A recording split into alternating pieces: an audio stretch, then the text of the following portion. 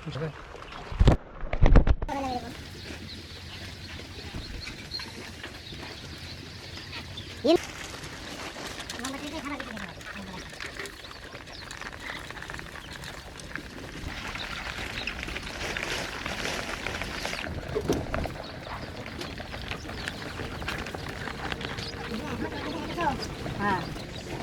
তুমি কাটতে দাও, তুমি তোমার বাতাস নম্বরের জন্য না।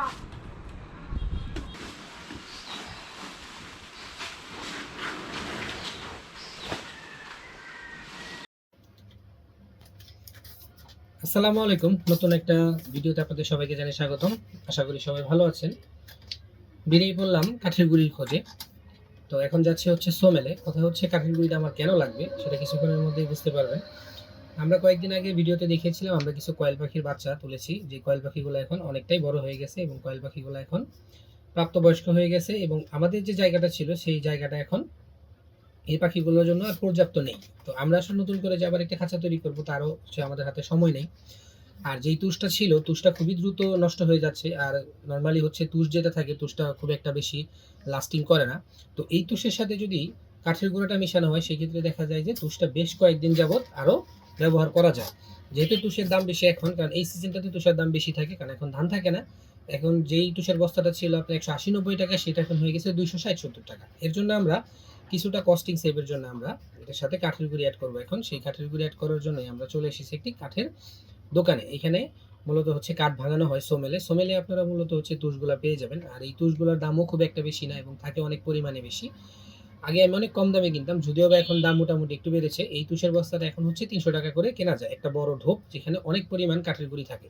এই কাঠের গুঁড়িগুলো যদি তুষের সাথে মিশানো হয় সেক্ষেত্রে দেখা যায় তুষটা যে সময় ধরে ইউজ করা যায়, যেমন সাপোজ যদি 10 দিন করা যায় সেক্ষেত্রে দেখা যায় এই তুষটা 15-16 দিন পর্যন্ত কিন্তু ব্যবহার করা যায়। এর জন্য আমরা এক বস্তা কাঠের তুষ কিনে নিলাম এবং এখন চলে যাচ্ছি আমাদের খামারে।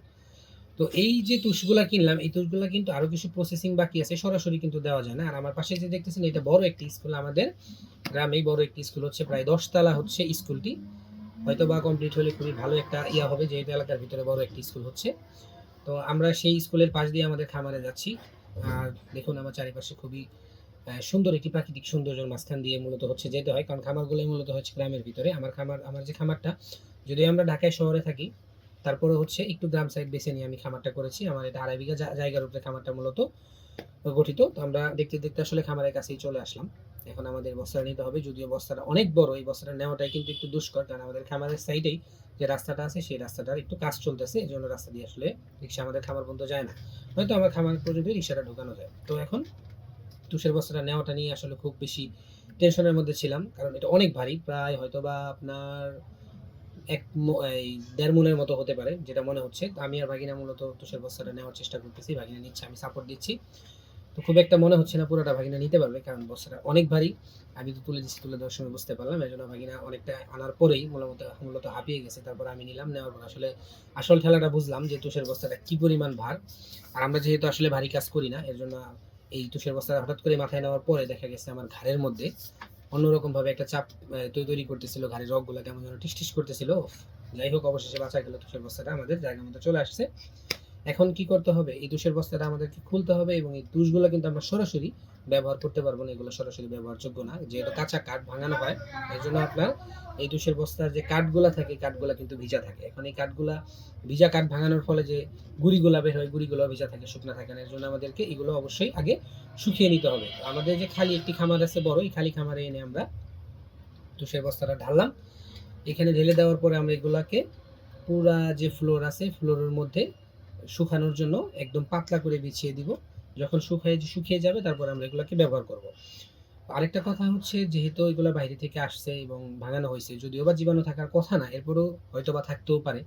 কোথায় কিভাবে হয়েছে প্রসেসিং সেটা তো আমরা জানি না। এর জন্য আমাদেরকে এটা জীবাণুমুক্তকরণের জন্য কিছু পদক্ষেপ নিতে হবে। আমরা আগে থেকেই আসলে জীবাণুনাশকের যে পানি ছিল সেই স্প্রে পানিটা আমরা মিশিয়ে রেখেছিলাম। ওই পানিটা আমরা কিছুক্ষণের মধ্যে এখন দিয়ে দিব।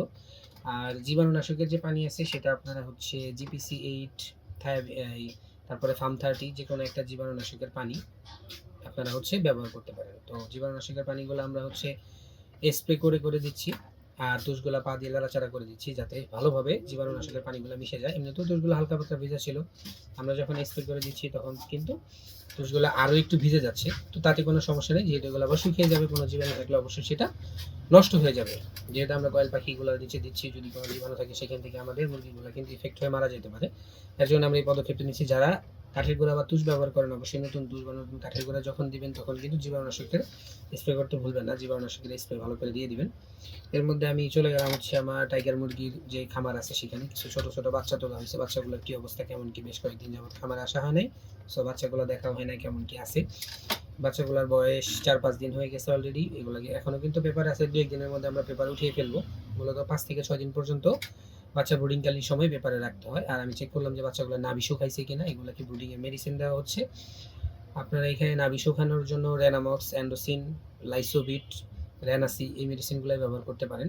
আমি আমার চ্যানেলে বেশ কিছু ভিডিও আছে ব্রুডিংকালীন, যে ব্রুডিং কীভাবে করতে হবে, এখানে ব্রুডিংয়ের মেডিসিন সম্পর্কে ধারণা দেওয়া আছে। তারপরে যদি আপনাদের কোনো কিছু জানার থাকে অবশ্যই কমেন্ট বক্সে কমেন্ট করবেন, আমি আপনাদেরকে বিষয়গুলো সম্পর্কে ধারণা দিব কী কী মেডিসিন লাগবে। এরপরে আমি চলে আসলাম আমার কয়েল পাখির যে খামার, যেগুলোর জন্য মূলত হচ্ছে এত কষ্ট করে তুষ আনা। এই হচ্ছে আমাদের কয়েল পাখি। এই যে আমরা জাল দিয়ে হচ্ছে বেড়া দিয়ে আটকে দিছি। এখানে আসলে 6 থেকে 700 পিস কয়েল পাখি রাখা পসিবল, সেখানে আমাদের প্রায় 1000-এর উপরে হয়ে গেছে। এর জন্য ঘনত্ব বেড়ে যাওয়ার কারণে তুষ আরও দ্রুত নষ্ট হচ্ছে। তো আমরা খুব দ্রুতই হচ্ছে আলাদা একটি খাঁচা তৈরি করবো, যেখানে আমাদের পাখিগুলোকে আলাদাভাবে রাখবো। তো সেই খাঁচার ভিডিও খুব দ্রুত আপনারা আমাদের চ্যানেলের মাধ্যমে পেয়ে যাবেন। তো চ্যানেলে নতুন হয়ে থাকলে চ্যানেলটি সাবস্ক্রাইব করে বেল বাটন দিয়ে রাখতে পারেন। আমাদের চ্যানেলে সর্বদাই হচ্ছে শিক্ষামূলক ভিডিওগুলো ছাড়া হয়। তো হঠাৎ করে দেখলাম একটা কয়েল পাখির পিছনে কেমন যেন একটু হয়ে গেছে। এটা আসলে বুঝতে পারতেছি না যে কীভাবে হইলো, মুরগি ঠোকরায় করলো নাকি কোনো ইঁদুর বা বেজি কোনো কিছু করলো কিনা, কোনোভাবে আসলে বোঝা যাচ্ছে না। যেহেতু ফার্মটা হচ্ছে হালকা একটু জঙ্গল সাইটের মধ্যে, এখানে বেজি, ইঁদুর অনেক কিছুই আছে। তো এর জন্য যে কোনো কিছু করতে পারে। পাখিগুলো অনেকক্ষণ অনাহারে থাকার কারণে, যেহেতু আমরা বাইরে ছিলাম, পাখিগুলোকে খাবার দেওয়া হয় নাই, এই জন্য দেখেন পিছিয়ে পিছিয়ে দৌড়াদৌড়ি করতেছে পাখিগুলো।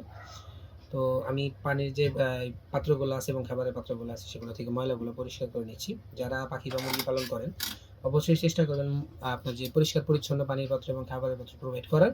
কারণ পানি থেকে পানিবাহিত রোগে কিন্তু মুরগি বেশি অসুস্থ হয়ে থাকে বা পাখি বেশি অসুস্থ হয়ে থাকে। আর খাবারের পাত্র তো তেমন একটা ময়লা হয় না, পানির পাত্রটা বেশি ময়লা হয়, তারপরেও পরিষ্কার পরিচ্ছন্ন রাখার চেষ্টা করবেন। তো আমার এখন পরিষ্কার পরিচ্ছন্ন করা শেষ। এখন আমি খাবার দিয়ে দিচ্ছি পাখিগুলোকে। দেখেন পাখিগুলা খাবার দেওয়ার সাথে সাথে সবগুলা পাখি কিন্তু একদম ঝাঁপিয়ে পড়ছে পটের উপরে। মানে একদম জায়গা হচ্ছে না এমন একটা অবস্থা, কারণ সবগুলো তো একসাথে আমি দিতে পারতেছি না। একটা একটা করে খাবার দিচ্ছি, যেটার মধ্যে দিচ্ছি ওটার মধ্যে যে ঝাঁপিয়ে পড়তেছে। আবার কিছু কিছু আমার যে খাবারের বস্তা আছে বস্তার মধ্যে ঢুকে গেছে, বস্তার মধ্যে ঢুকে খাবার খাওয়ার চেষ্টা করতেছে। যেহেতু আমরা আসলে বাইরে ছিলাম, এর জন্য সবাই বাইরে গেছিলাম কাঠের যে গুঁড়া এটা আনার জন্য, যেহেতু অনেক বাড়ি ছিল, খামারে আসলে সময় দেওয়া হয়নি, এর জন্য পাখিগুলো অনেকক্ষণ না খেয়েছিল। এই জন্য পাখিগুলো খাবার পাওয়ার সাথে সাথে একদম পাগলামি শুরু করে দিয়েছে। এখন প্রথমে আমি খাবার দিচ্ছি, পানির পাত্রগুলো উঠিয়ে কিছুক্ষণের মধ্যে পানির পাত্র দিয়ে দিব। যদিও আমাদের আগে পানির পাত্র দেওয়া উচিত ছিল। যে কোনো সময় পাখিকে খাবার পানি দেওয়ার আগে অবশ্যই পানির পাত্র আগে দেওয়ার চেষ্টা করবেন, কারণ এভাবে আসলে খাবারের পাত্র আগে দিলে অনেক সময় দেখা যায় খাবার খেয়ে গলায় ঠেকতে পারে এবং গলায় ঠেকে মারা যেতে পারে পাখি। পানির পাত্রটা আগে দিলে তারা পানি খেয়ে কিন্তু আপনার যে খাবারটা সেটা নামাইতে পারবে। তো আমরা আসলে হঠাৎ করে দিয়ে দিচ্ছি কাজের মধ্যে, জন্য বিষয়টা বুঝতে পারিনি। তো আপনারা কিন্তু কখনোই ভুলটা করবেন না, অবশ্যই আগে পানির পাত্র দিবেন, তারপর খাবার পাত্র দিবেন। এখন আমাদের পানির পাত্রগুলো আমরা কিন্তু আস্তে আস্তে দিয়ে দিচ্ছি। এই যে আমাদের পানির পাত্র দিয়ে দিলাম। পানির পাত্র দেওয়ার সাথে সাথে দেখুন পাখিগুলো পানি খাচ্ছে, যেহেতু খাবার খাইছে এর জন্য আসলে পানির চাহিদা বেশি এখন তাদের হয়ে গেছে। তো আমাদের খাবার পানি দেওয়া কিন্তু অলরেডি শেষ। আমাদের যে কাঠের গুঁড়াগুলো দেখলেন আপনারা, ওগুলো আমরা এখানে শুকা দিছি, ওগুলো শুকায় যাবে হয়তো একদিনের মধ্যে। আর যদি রোদ ওঠে, যেহেতু বাইরে দিতে পারতেছি না, বাইরে দিলে মুরগি নষ্ট করে ফেলবে, এর জন্য রুমের ভিতরে দিয়ে দিয়েছি। এখানে তো প্রচুর পরিমাণে রোদ যায় না। তো ওই যে আমি আপনাদেরকে কিছুক্ষণ আগে দেখালাম আমার পাখির পিছনে কিন্তু একটু ছুলে গেছে, ওইখানে কি দিব। তো প্রাকৃতিক উপায়ে আসলে আমরা এখানে হলুদ দিয়ে দিচ্ছি। নর্মালি আপনারা কোনো ওষুধ দিতে পারেন, তো হলুদটা খুবই ভালো কার্যকরী। যে কোনো আপনার হচ্ছে কাটা ছেঁড়া জায়গায় হলুদ দিলে খুব তাড়াতাড়ি ভালো হয়ে যায়। আমি মূলত কোনো ওষুধ ব্যবহার করি না, ন্যাচারালভাবে চেষ্টা করি। তো এর জন্য হচ্ছে পাখির যেখানে সমস্যা হয়েছিল এখানে হলুদ দিয়ে দিলাম। আপাতত আসলে আলাদা কোনো রাখার জায়গা নাই, বিধায় আমি এখানে ছেড়ে দিলাম। আপনাদের যদি আলাদা জায়গা থাকে অবশ্যই আলাদা জায়গায় রাখবেন। আজকের মতো আমাদের খামারের কাজ শেষ। পরবর্তী ভিডিওতে আমি আমাদের তুষ দেওয়া দেখাবো। আর আমাদের পাখিগুলো কিন্তু এখন মোটামুটি 125-26 গ্রাম ওজন হয়ে গেছে। এগুলো মূলত বিক্রয়যোগ্য হয়ে গেছে। তো সামনে আমি বিক্রয় করা আপনাদেরকে দেখাবো। তো যারা ভিডিওটির সাথে ছিলেন সবাইকে জানাই ধন্যবাদ। ভিডিওটি ভালো লাগলে লাইক কমেন্ট এবং শেয়ার করে দিবেন। সবাই ভালো থাকবেন, সুস্থ থাকবেন। আসসালামু আলাইকুম।